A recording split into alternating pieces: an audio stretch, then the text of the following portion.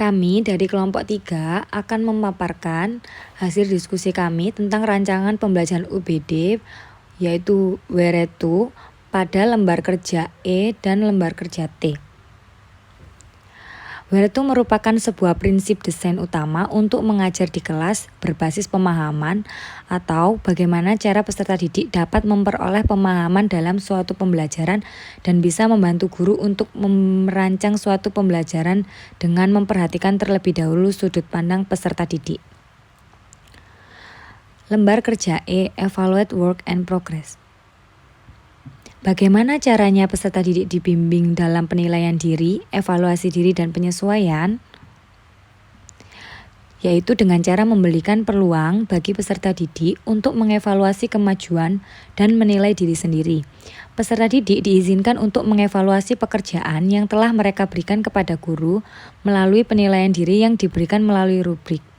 Dari hasil tersebut, guru mengevaluasi hasil dari penilaian diri dengan cara melakukan tindak lanjut yang melibatkan peserta didik. Yang kedua yaitu bagaimana peserta didik akan terlibat dalam evaluasi diri akhir untuk mengidentifikasi diri, menetapkan tujuan masa depan, dan memiliki semangat belajar. Yaitu dengan cara melakukan penilaian diri mereka untuk mengevaluasi diri sendiri dalam hal kekuatan akademik serta kelemahan dan kemajuan mereka dalam menggapai tujuan. Peserta didik memantau diri sendiri dan menyesuaikan diri dengan kebutuhan. Selain itu, peserta didik secara proaktif mempertimbangkan apa yang berhasil, apa yang tidak berhasil, dan apa yang dapat dilakukan dengan lebih baik. Dalam proses ini, guru memberikan feedback atau umpan balik formatif dalam bentuk angket maupun diskusi secara langsung. Yang ketiga yaitu bagaimana peserta didik akan dibantu untuk melihat dari apa yang telah mereka pelajari dan apa yang membutuhkan untuk penyempurnaan lebih lanjut. Menurut Wings 2005 menjelaskan bahwa dalam melihat apa yang telah peserta didik pelajari dan menyempurnakannya, guru dapat mengembangkan kemampuan metakognitif dari peserta didik, misalnya dengan mengkondisikan anak untuk melakukan self-assessment. Salah satu contohnya yaitu melakukan refleksi di akhir pembelajaran secara jujur untuk mengetahui apa yang sudah dipahami dan apa yang belum dipahami.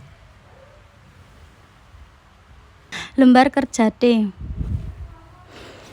Untuk pertanyaan yang pertama yaitu bagaimana mengakomodasi berbagai kebutuhan perkembangan gaya belajar, pengetahuan sebelumnya, dan minat peserta didik sambil tetap menjaga arah pembelajaran pada tujuan.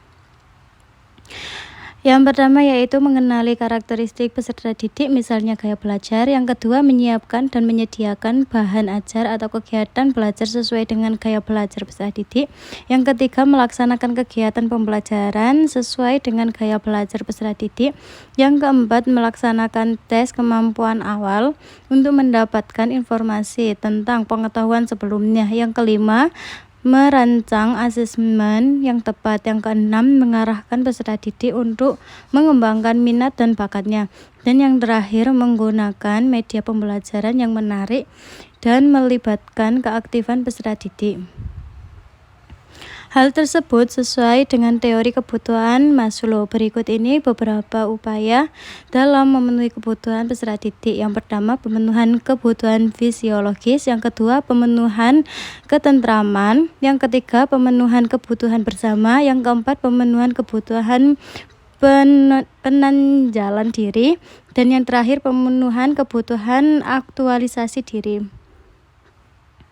Untuk yang kedua yaitu bagaimana cara menyesuaikan rencana pembelajaran apabila ada perubahan kondisi untuk memaksimalkan keterlibatan dan keefektifan peserta pembelajaran. Kegiatan pembelajaran seharusnya dilaksanakan sesuai dengan modul ajar yang telah dibuat, mulai dari kegiatan pembuka, inti, dan penutup.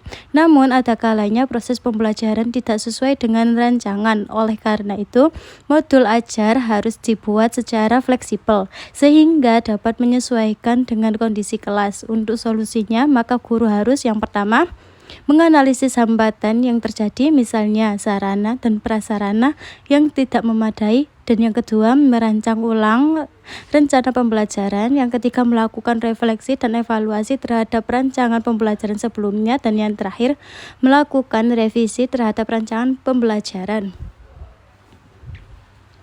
Terima kasih, sekian dari kelompok 3. Wassalamualaikum warahmatullahi wabarakatuh.